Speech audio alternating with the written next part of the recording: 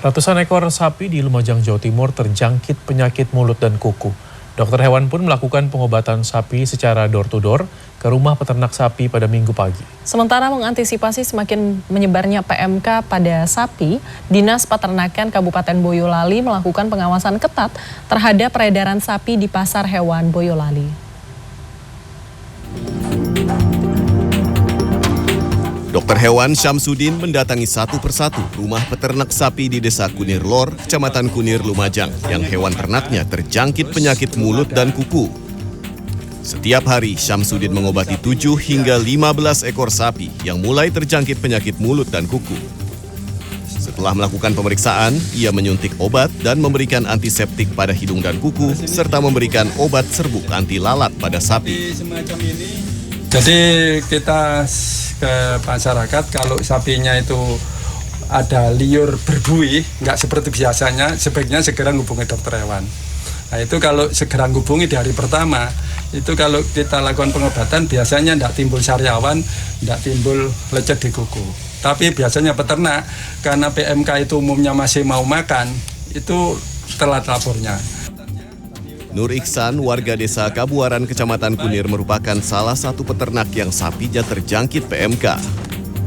Ia mengaku sapi jenis limosin miliknya terjangkit PMK yang ditandai dengan nafsu makan berkurang serta mengeluarkan liur dan luka pada kukunya.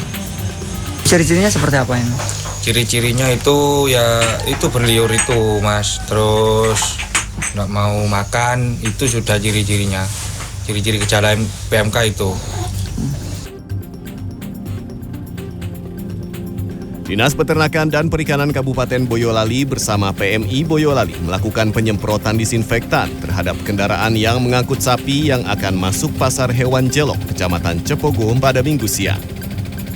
Penyemprotan ini sebagai upaya untuk menekan penyebaran penyakit PMK yang saat ini kembali mewabah dan menyerang hewan sapi. Pengetatan pengawasan hewan juga dilakukan dengan pemeriksaan secara langsung terhadap tubuh sapi yang diperjualbelikan di pasar hewan terbesar di Jawa Tengah ini. Pemeriksaan langsung ini meliputi pengecekan di bagian mulut sapi hingga bagian kaki sapi. Jika ditemukan sapi yang terindikasi PMK, petugas akan menindak tegas para pedagang dengan membawa keluar sapi yang terkena PMK. Sapi yang kesini dipastikan tidak ada gejala penyakit PMK, dan kita mengadakan edukasi dan informasi kepada para pedagang peternak agar tidak membawa ternak yang sakit ke pasar, ya, biar tidak menularkan kepada sapi-sapi yang lain yang sehat. Dinas Peternakan dan Perikanan Kabupaten Boyolali mencatat saat ini ada 102 sapi yang menunjukkan gejala terjangkit PMK dan 17 sapi dilaporkan mati. Tim Liputan CNN Indonesia. Harga cabai di pasar tradisional Kabupaten Bojonegoro, Jawa Timur menembus Rp110.000 per kilogram. Minimnya pasokan serta stok diduga menjadi pemicu lonjakan harga ini. Sementara kenaikan harga kedelai impor pada awal tahun 2025 dikeluhkan oleh pengusaha tahu di Kabupaten Jombang, Jawa Timur. Agar tidak merugi, pemilik pun menyiasati dengan memperkecil ukuran tahu.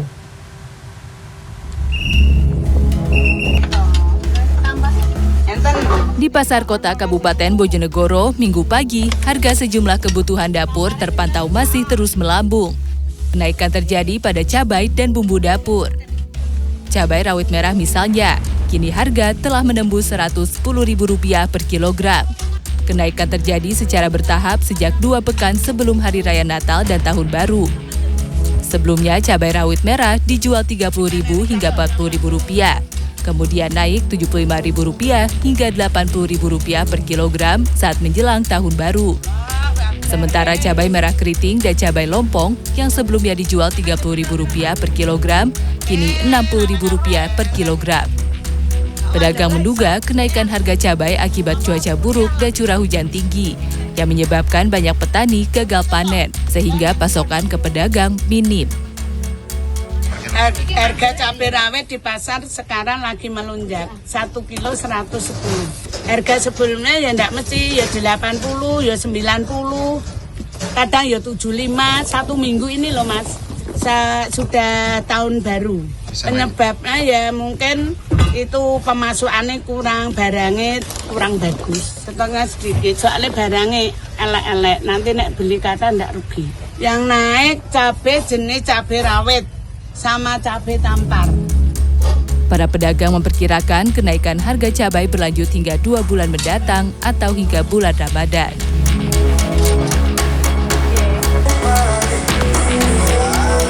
Pengusaha tahu di Kabupaten Jombang, Jawa Timur mengeluh kenaikan harga kedelai impor pada awal tahun 2025.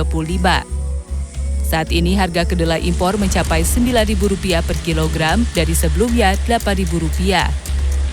Agar tidak merugi, pengusaha menyiasati dengan memperkecil ukuran tahu.